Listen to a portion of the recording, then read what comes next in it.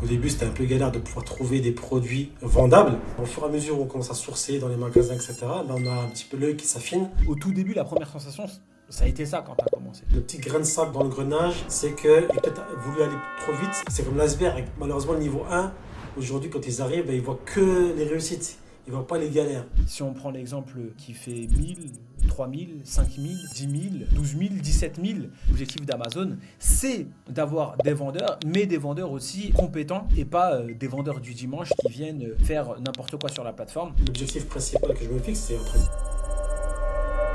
Inch'Allah, je vais faire tout ce qu'il faut pour pouvoir les atteindre. Bonjour à tous et bienvenue dans ce nouveau podcast avec Samir, donc un membre de l'accompagnement Amar FBA. Salam alaikum Samir, comment ça va? Comme salam, ça va, alhamdoulilah, toi? Bonjour tout le monde. Ça va, alhamdoulilah. Merci encore Samir d'avoir accepté cette invitation, cette nouvelle invitation, parce que Samir était déjà venu lors d'un premier podcast où on avait échangé ensemble sur ses premiers blocages, ses premières galères et ses premiers succès. Et donc là, l'objectif de ce podcast, de cet épisode 2 avec Samir, c'est de faire un suivi pour voir un peu où il en est, est-ce qu'il a réussi à faire ses premières ventes, combien de chiffres d'affaires il a commencé à générer, et se donner aussi une vision et un objectif avec Samir pour que tout simplement vous partagez en toute transparence les galères mais aussi les réussites des membres de l'accompagnement. Donc je ne vais pas te demander de te représenter euh, parce que ça a déjà été On fait peut le sur... refaire, pas de problème. On va pas refaire l'épisode 1, hein. C'est sûr, c'est sûr. Donc, si vous n'avez pas vu l'épisode 1, n'hésitez pas. Je le mets de toute façon en description. Vous allez pouvoir voir directement le lien. Et pour ceux qui ne me connaissent pas, je suis à Amar. Donc, ça fait maintenant 10 ans que je vends en e-commerce et depuis 2017 que je vends sur Amazon FBA. Et maintenant, j'accompagne des débutants. Que ce soit des débutants qui n'ont jamais commencé le e-commerce, peu importe le domaine, ou bien des personnes qui sont un peu plus avancées à se lancer dans le business model Amazon en achat-revente. Et parmi ces personnes-là, j'ai Samir qui a commencé l'accompagnement il y a maintenant quelques mois. Et donc, Samir, comment ça s'est passé? Où tu en es? Et surtout, quelles ont été tes premières galères pour être transparent au démarrage, pour pouvoir trouver tes premiers produits? Et comment ça se passe alors d'aujourd'hui? Écoute, alors déjà, je vais me représenter rapidement pour que tout le monde sache qui je suis. Moi, je suis Samir, je suis commerçant depuis 2023 et je suis dans la formation Amar FBA depuis 2025 et ça fait 5 mois que je vends. Alors, les premières galères, comme tous, c'est de pouvoir trouver les produits qu'on peut vendre. Ça, c'est vraiment le gros souci pour tous ceux qui démarrent sur Amazon FBA, surtout dans le retail, c'est de pouvoir trouver des produits que l'on peut vendre sur le seller Amazon. Sachant que au début, les marques ne sont pas débloquées et il faut pouvoir se prouver et prouver à Amazon que l'on est un professionnel et qu'on peut vendre justement les produits que l'on source en magasin ou ailleurs pour pouvoir les vendre sur la plateforme d'Amazon. Donc c'est ce que j'ai pu faire. Donc au début, c'était un peu galère de pouvoir trouver des produits vendables, ce qui est normal.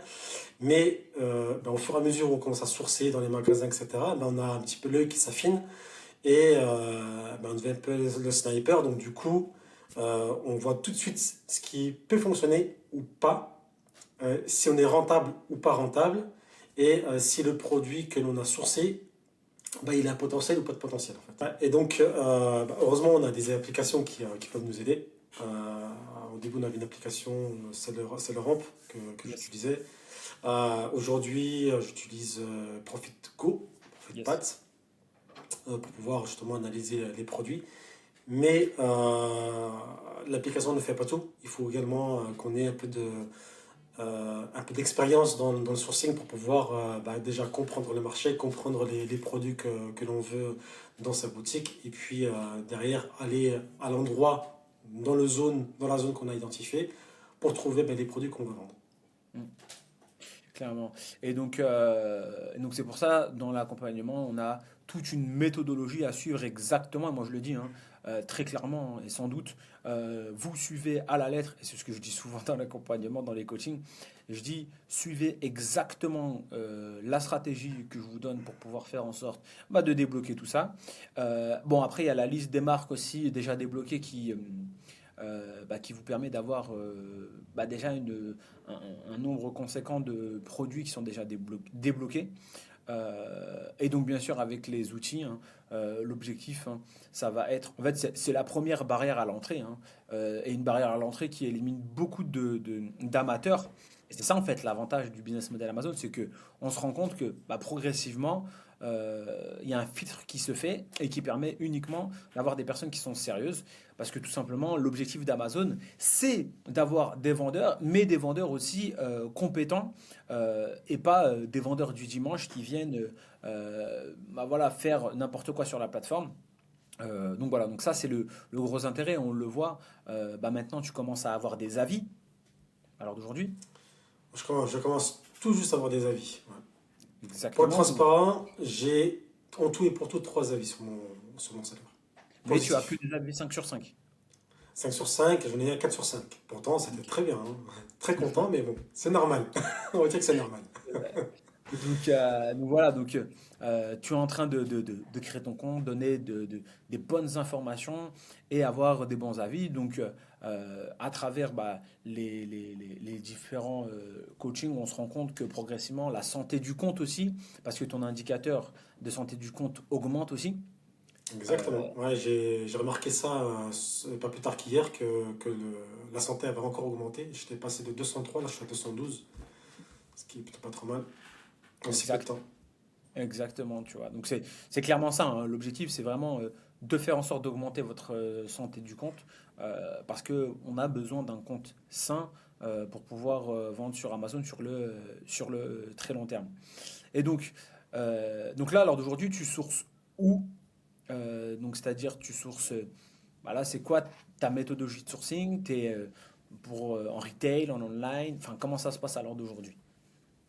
Alors, déjà, par rapport au coaching qu'on a le dimanche, donc ça m'aide beaucoup pour pouvoir justement savoir comment sourcer les produits maintenant online.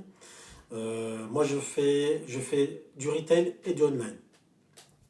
L'objectif, déjà mon objectif principal, c'était de grossir le chiffre d'affaires, de grossir la trésorerie pour pouvoir justement réinjecter et encore faire grossir encore plus. On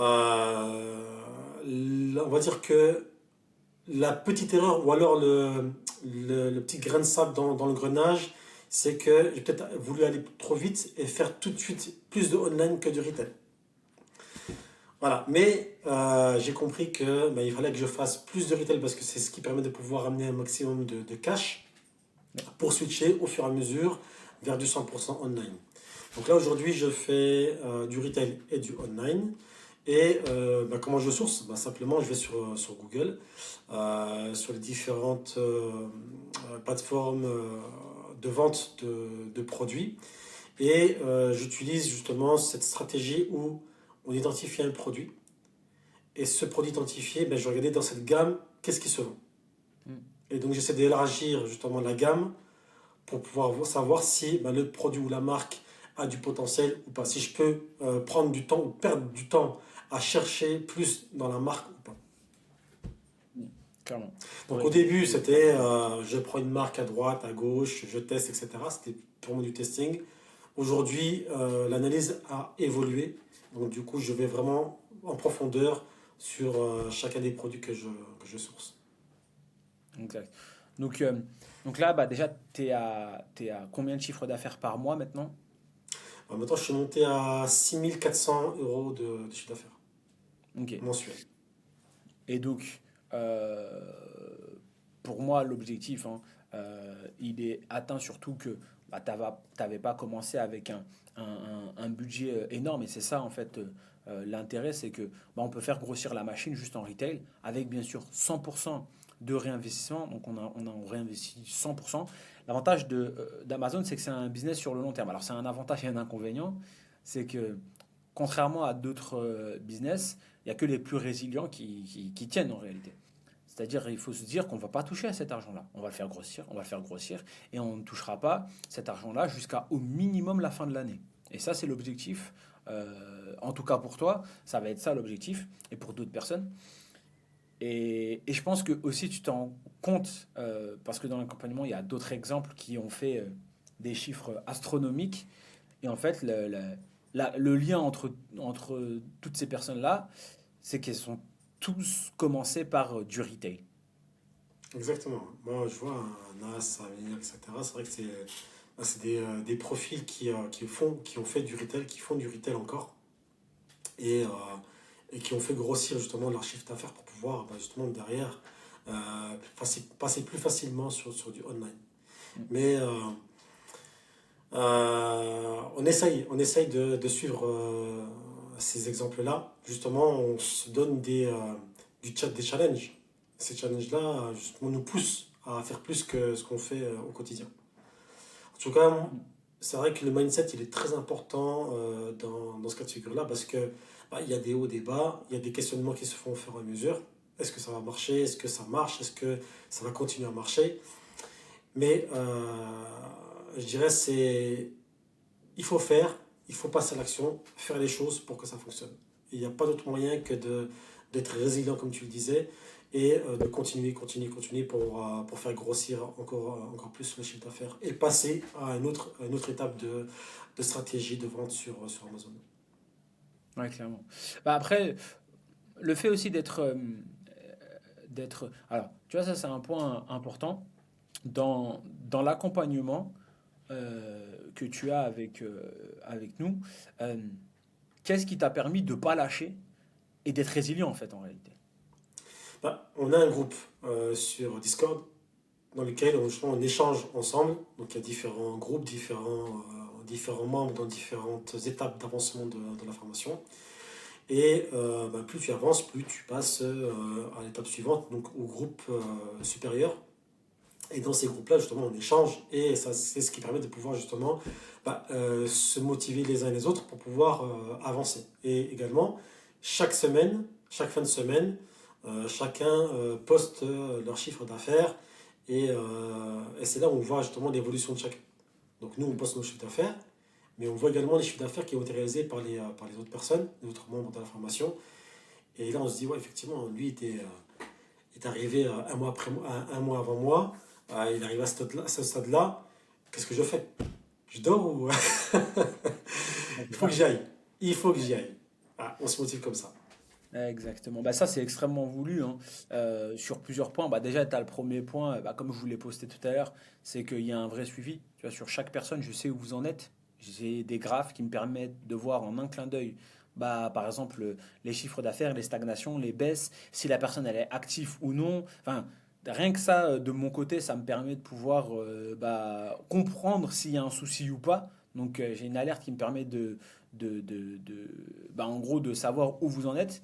Et donc, c'est pour ça que j'insiste. Bon, je mets des petits coups de pression en mode postez vos chiffres. Parce qu'en fait, j'en ai besoin pour améliorer le suivi. Parce que si je ne sais pas qu'une personne stagne, bah, ça va être problématique. Bon, l'avantage, c'est que si j'ai pas de données, j'ai aussi une alerte qui me permet de me dire, OK, il n'y a pas de données, tu n'as pas posté tes chiffres, où tu en es. Donc ça, c'est hyper important. Et donc ça, c'est pour le suivi. Mais il y a un autre point, et ça, tu l'as dit, c'est que quand tu as des personnes qui ont commencé, par exemple, bah, après toi, bah, je prends l'exemple de Karima. Euh, Karima qui fait 7000 et quelques, là sur 30 jours. Et ça fait un mois et demi. Et donc là, tu te dis, ok, d'accord, elle a avancé quand même assez vite. Et donc, derrière, ça te drive parce que tu dis, ok, il faut que j'avance un peu plus vite aussi. Et ça crée une belle concurrence. C'est ce que je dis souvent. C'est qu'en réalité, c'est comme la jalousie, tu vois, il y a la bonne et il y a la mauvaise. Bah, nous, notre but, c'est qu'on soit tous des bons jaloux. C'est-à-dire qu'on soit. C'est vrai, c'est la réalité. Après, moi personnellement, je suis pas jaloux, hein. Au contraire, Non, mais il y a la bonne je suis jalousie. content de leur. Ouais, C'est ça. c'est l'envie de pouvoir justement avoir ces chiffres-là, l'envie de pouvoir justement Exactement. progresser aussi vite que ça. C'est surtout ça en Exactement. fait pour moi. Mais c'est ça. Ouais, C'est-à-dire, je veux les chiffres que tu as et je veux que toi aussi, tu aies encore plus que ça, c'est tu vois. ça. Exact, ouais, exact. Et ça, on le voit à travers la bienveillance qu'il y a ensemble et la satisfaction des autres. Quand certaines personnes passent des steps, quand on peut voir la Hessen maintenant qui a 27 000 euros par mois, donc il a plus que doublé son chiffre d'affaires en à peine 2 mois. Donc, alors Mabalik, on voit vraiment que voilà, il y a de belles évolutions et surtout, c'est pas, et c'est ça l'avantage, c'est pas des exceptions parce que par exemple, au niveau 3 et ben en fait, on se rend compte qu'il y a un petit groupe qui est à peu près au même chiffre d'affaires. Et donc, en fait, on n'a pas envie de partir du bateau. On a envie de rester et de suivre.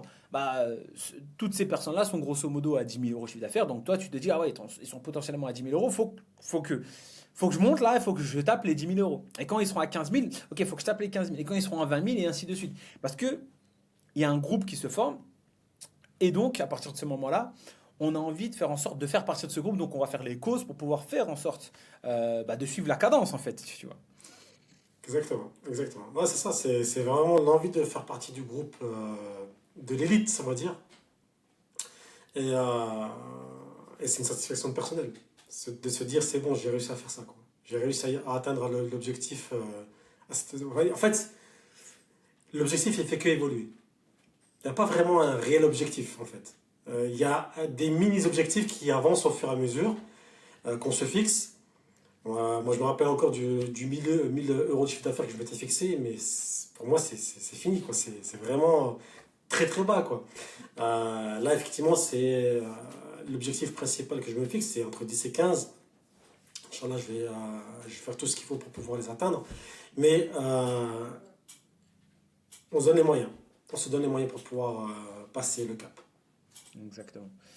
Et donc, euh, là, l'objectif, clairement, c'est combien de chiffre d'affaires euh, d'ici, par exemple, cet été, tu te fixes au minimum, c'est-à-dire quel est l'objectif de chiffre d'affaires que tu te fixes par mois. Au minimum, si je réussis à atteindre entre 15 et 20 000 euros de chiffre d'affaires d'ici cet été-là, je serai satisfait. Ok. Bon, on va Mais suivre. c'est voilà, c'est un objectif intermédiaire. Bon, bien sûr, ça va augmenter, mais pour l'instant, il faut que je puisse me prouver que je peux doubler, voire tripler ce que je fais actuellement. Oui, oui, c'est clairement possible, hein, et c'est pour moi l'objectif, hein, de cet été pour toi. Et au minimum, sincèrement au minimum, parce que il y aura pas de réinvestissement, on va faire tourner la boule de neige le plus rapidement possible et on va faire en sorte de faire grossir sans qu'il y ait entre guillemets de, de, de bâton dans les roues dans cette évolution. Et donc, euh, qu'est-ce que tu vas mettre en place et maintenant qu'est-ce que tu vas arrêter pour pouvoir faire grossir cette machine aujourd'hui? J'ai compris, il faut que je fasse plus de retail. Mais la première chose, j'utilise un outil qui permet de pouvoir fixer les prix de façon automatisée. Donc là, le réglage a été effectué par Clarific. Magnifique. Euh, et maintenant, c'est de pouvoir justement identifier, déjà voir l'évolution du chiffre d'affaires par rapport à tout ça, réduire au maximum le stock actuel et utiliser le chiffre d'affaires que je vais, du moins la trésorerie que je vais encaisser pour acheter d'autres produits, mais beaucoup en retail plus qu'en online. Parce que l'online, bon, il y a du délai forcément à attendre parce qu'on commande le produit et ça peut mettre entre 24 et une semaine ou deux. Donc tout dépend auprès de qui on achète les produits. Euh, je vais également identifier les produits récurrents que je vends régulièrement dans la boutique et m'assurer de faire du réapprovisionnement par rapport à ces produits-là dans les boutiques qui me permettent de pouvoir récupérer un maximum de produits et de ROI, c'est possible. Mais ce que je vis, c'est vraiment la rotation. Je visais beaucoup le ROI. Yes. Maintenant, je vais viser beaucoup la rotation. Exactement, c'est exactement ça. Donc là, parfait, parfait, parce que là, c'est bien incrémenté. C'est exactement l'objectif sur Amazon et surtout quand on veut faire grossir sa trésorerie. Donc là, l'objectif qu'on va se fixer ensemble, hein, ça va être de faire tourner ton argent le plus rapidement possible pour faire grossir et pas faire en sorte que les produits attendent 3 mois. Le retail va permettre de pouvoir faire en sorte d'accélérer encore plus cette rotation, malgré le fait que c'est chronophage, malgré le fait que ça demande du temps. Mais bon, comme je dis toujours, hein, il faut connaître aussi ses avantages et donc ses opportunités. Et donc toi, l'avantage que tu as, c'est la temporalité, c'est-à-dire que tu as un peu plus de temps que d'autres personnes. Donc il faut le maximiser, il va falloir faire en sorte, bah, tout simplement, d'avoir des produits qui sont sourcés le matin et qui partent l'après-midi, et ceux qui sont sourcés, par exemple, en fin de journée, repartent le lendemain le plus rapidement possible. Et l'avantage du retail, c'est ça. L'avantage du retail, ce qu'il faut comprendre, c'est que bah, vos concurrents sont les zones, les personnes qui sont dans votre zone de chalandise, hormis les promotions nationales. Et bon, bah, on est rentré d'ailleurs en détail, mais on en parlera juste après sur le One Week Challenge, donc, où ça a été très intensif. On en parlera sur comment t'as aidé le One Week Challenge. Et donc là, l'objectif, ça va être clairement bah, d'accélérer la rotation et surtout bah, de faire en sorte que bah, les opportunités de produits que tu as, bah, tu n'es pas face aux concurrents qui ont des gros budgets et qui sont en ligne.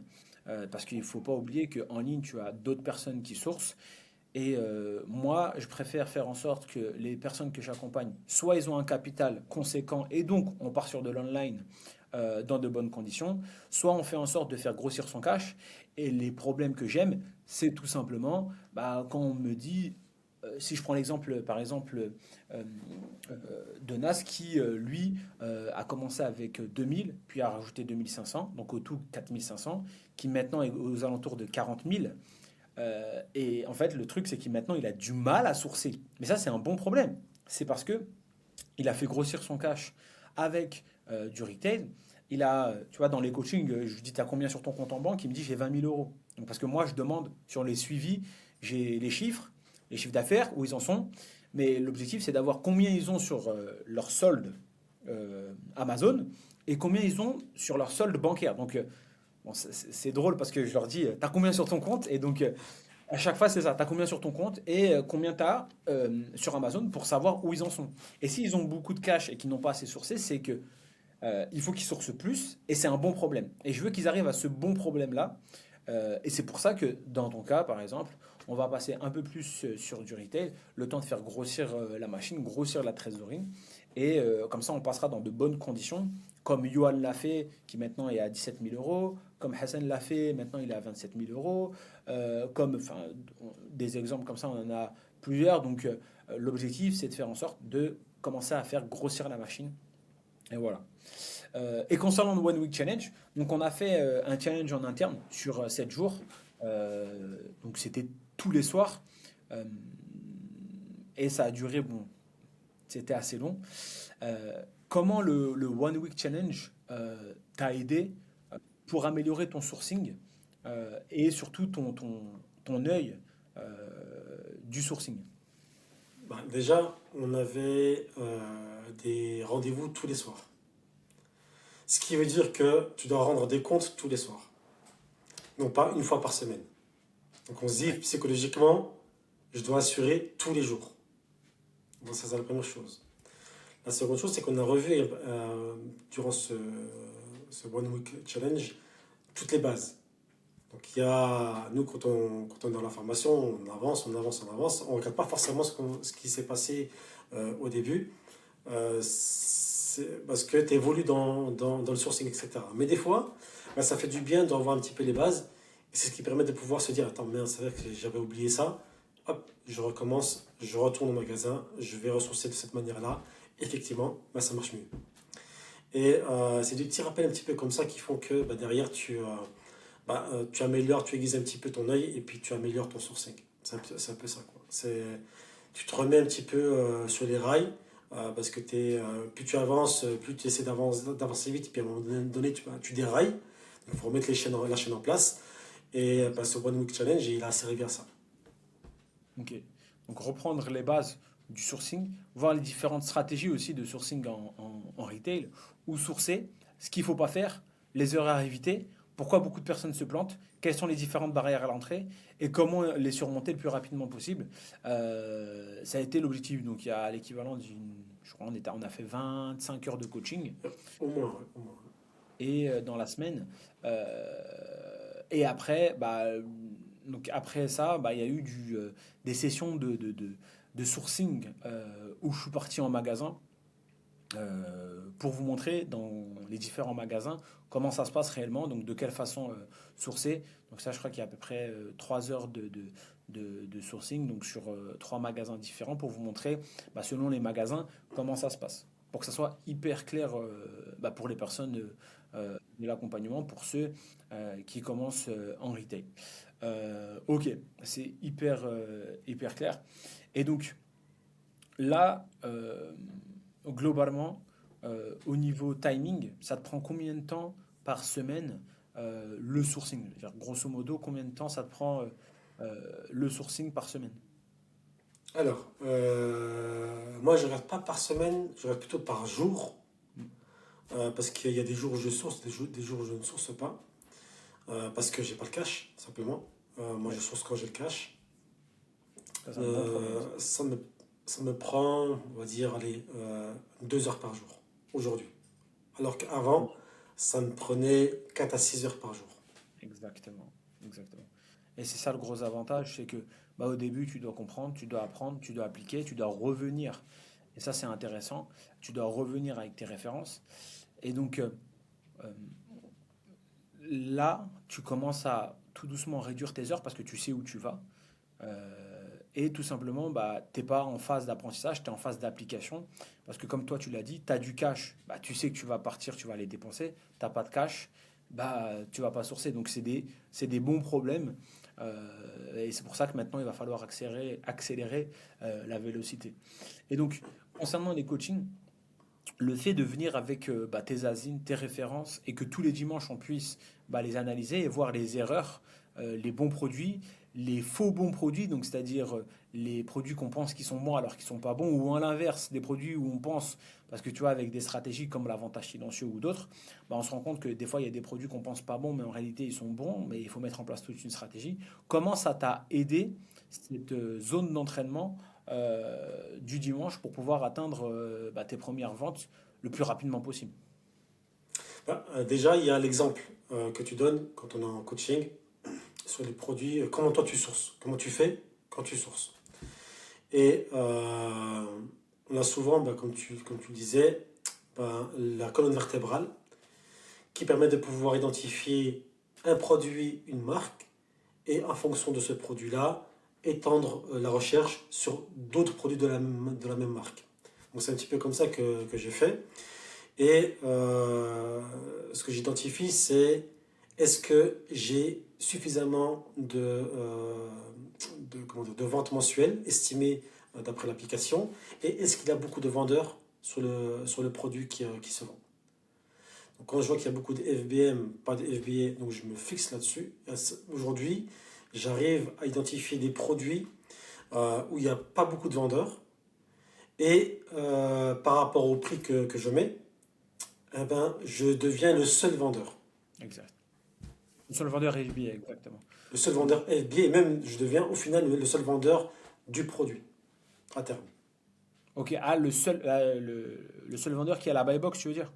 Non, non, non, carrément, j'ai des FBM qui s'en vont, Ok, qui d'accord. sont plus là, et je reste le seul FBA à vendre le produit Ok, ok. sur Amazon. Là, je Et pense ça, que ça. c'est justement les différents coachings qu'on a pu avoir. Euh, les prises de risque contrôlées, Exactement. parce qu'on ne prend pas un produit pour prendre un produit, puis le lancer, puis on dit Inch'Allah, on doit mouiller. Mais c'est vraiment des risques contrôlés parce que on a identifié que le produit, il a du potentiel. Parce qu'il faut voir l'historique, parce qu'il faut voir si le produit se vendait bien avant ou pas, etc. etc. Et Ouais. surtout voir l'évolution du prix de vente du produit. Et ce qui est de plus dur parfois, surtout pour les personnes qui débutent, c'est que tu as vu au début, tu pars sur des produits et en fait, tu te rends compte, on a l'impression qu'aucun produit n'est rentable, qu'il est impossible de trouver des produits rentables. Au tout début, la première sensation, ça a été ça quand tu as commencé. Ah, carrément. Et après, on se dit, c'est impossible, c'est pas possible de trouver des produits rentables. Et progressivement, à terme, à force de pratiquer, à force de voir comment ça fonctionne, de voir d'autres angles. Parce que tu vois, par exemple, regarde le dimanche dernier, le panier que j'avais fait avec vous. Toi, tu m'as dit, oui, je crois qu'il y a même un produit que tu avais pris, je crois. Non? Ça, c'était il y a 2 semaines. Ouais, 2 ou 3 Ah, c'était il semaines y a deux semaines. qu'on avait vu ça. Ouais. Et je t'ai dit très bien, parce que tu vois, ça, c'est un très beau risque mesuré. Et en fait, tu te rends compte que ça marche très, très bien. Yes, exactement. Et Bah, ce par contre, produit-là, justement, c'est le produit que là, je suis devenu tout seul. ok. Aujourd'hui, il n'y a plus personne qui le vend, mis à part moi. Tu vois, ce type de sourcing, euh, en fait, la problématique de beaucoup de personnes, c'est que, en réalité, on- tout le monde source de la même façon. Enfin, beaucoup de personnes sourcent de la même façon. Et, euh, en réalité, sur Amazon, on se rend compte qu'il y a énormément de place. Et je vous le dis à chaque fois, tu as vu, des fois, je source et je vous dis, prenez ça, prenez ça, prenez ça, parce que moi, de toute façon, je ne vais pas le prendre. Étant donné que la problématique qu'on a souvent, c'est le temps. On n'a pas le temps, tu vois, de prendre énormément de références. Surtout que moi, maintenant, sur les catalogues que j'ai, je vais réduire un maximum. Et typiquement, dimanche, tu vois, certains membres de l'accompagnement ont dit, j'aurais jamais fait ce panier-là, par exemple. Ouais. Tu vois. Et l'objectif, c'est ça, c'est d'apprendre de quelle façon il est possible de faire un panier avec un super potentiel et comment créer le potentiel. Et la problématique, c'est que, en fait, c'est comme dans la vie, hein, beaucoup de personnes pensent que les choses vont venir à eux, sauf que sur Amazon, c'est à toi aussi de créer les opportunités. Tu vois. Tout à fait, tout à fait. Ben, Mais, ça, c'est justement c'est ce que j'applique de plus en plus là, avec cette façon de sourcer. C'est que ben, ton sourcing ne devient plus qualitatif. Et là, c'est là que tu te dis, ok, avant, j'étais débutant, là, j'ai évolué. Je ne suis pas yes. un expert, mais j'ai évolué. Là, je sens vraiment les choses. Là, clairement. Et si tu vas voir que ça va être de mieux en mieux. Et au bout d'un moment, en fait, tu vois, il y a un moment dans ton sourcing où tu vas te dire, et c'est pour ça que tu vois que l'accompagnement, je l'ai fait de cette façon, c'est-à-dire on comprend les bases, on sait analyser. Donc, c'est-à-dire on commence par l'analyse. Parce que ça sert à rien de savoir sourcer si tu sais pas analyser en réalité. Parce que tu peux avoir des opportunités devant toi et tu te rends compte, tu sais pas que c'est une opportunité. Et parce que tu sais pas analyser, en fin de compte, tu passes à côté. Donc, on fait que l'analyse, c'est-à-dire, tu vois, la session au niveau 2 que de l'analyse. Et à force d'analyser, tu sais clairement déduire si c'est un bon produit ou pas, ou si c'est une opportunité ou pas. Et en parlant du niveau 2, comment le niveau 2 t'a permis de pouvoir faire en sorte d'aiguiser ton œil sur l'analyse produit? Là, le niveau 2 en fait, tu passes déjà la satisfaction de se dire, ok, j'ai pu atteindre mes 5 000 € de chiffre d'affaires mensuel. Alhamdoulilah, ça c'est le step, le Graal, on va dire. Ça, je sors de la phase débutant. Ouais, c'est ça le but. Et en fait, là, tu commences un petit peu à te lâcher. C'est-à-dire que, ok, j'ai compris la façon de sourcer. J'ai compris comment fonctionne Amazon. J'ai compris comment il fallait que je source mon produit. Et maintenant, comment je fais pour aller plus loin. Exact. En gros, c'est ça. Et donc, l'étape numéro 2 sert à ça. C'est comment je fais pour aller plus loin dans mon sourcing et éviter les erreurs potentielles pour éviter de se griller les ailes, en fait, tout simplement. Parce que qu'en fait, quand tu connais les bases de l'analyse, tu te rends compte qu'en réalité, il est quasiment, je dis bien quasiment impossible, en fait, de perdre de l'argent sur Amazon. Tu vois, au pire des cas, t'es break-even. Ou bien sur la masse, tu perds pas, tu vois. Bah, c'est ça, en fait. C'est exactement ça. C'est de se dire, ouais, c'est pas grave si je perds de l'argent, mais c'est pas une perte d'argent. C'est une perte de ROI, une perte de rentabilité. Je Exact. récupère mon argent, mais je perds pas d'argent. Et psychologiquement, c'est qu'on se dit, non, pourquoi je suis à zéro en fait? Il faut pas que je sois à zéro. Ça, c'est psychologique. Et ce blocage-là, tu l'effaces plus au fur et à mesure où tu avances dans ton expérience dans le retail, dans la vente avec Amazon et dans la formation avec toi. Là, clairement, l'objectif, hein, ça va être de créer de plus en plus d'opportunités, d'ouvrir de plus en plus de portes pour pouvoir faire en sorte, derrière, de se créer des opportunités. Et c'est là où ça devient, entre guillemets, magique. C'est dès lors où on se crée des opportunités, on consolide une opportunité, puis une deuxième, puis une troisième, et ainsi de suite. Tu vois, je vous donne souvent l'exemple. Bah, vous avez A, par exemple, le produit A, la marque A, la catégorie A, puis après on fait B, puis après C, D, E, et progressivement on développe son catalogue. Et bah, l'objectif, clairement, c'est ça. Mais au début, il y a un gros travail. Et ça, je le dis, hein, ça demande du travail. Hein. C'est pas fait pour des personnes qui veulent tout automatiser dès le début. Non, ça marche pas comme ça, Amazon. Et en fait, ça marche pas comme ça, Amazon. Et c'est pour cette raison-là qu'en réalité, il n'y a pas de, de concurrence en réalité sur Amazon, réellement. Plus tu avances, plus tu te rends compte que bah, ça devient de plus en plus simple, tu vois. Mais au début, c'est vrai que, et je sais, j'en ai conscience, c'est costaud au début. C'est assez dur au début, surtout quand tu comprends pas. Et le gros problème aussi, c'est que certaines personnes viennent avec un mindset où ils veulent tout maintenant, tout de suite. Et c'est clairement un business qui ne fonctionne pas comme ça. Ouais. Carrément, c'est ce qui change complètement de l'e-commerce. Ou dans l'e-commerce, Exactement. tu peux faire un stop and up tout de suite, là, direct, sur des produits que tu vends dans une boutique commerçante. Mais Amazon, ça n'a rien à voir. Amazon, c'est le marathon.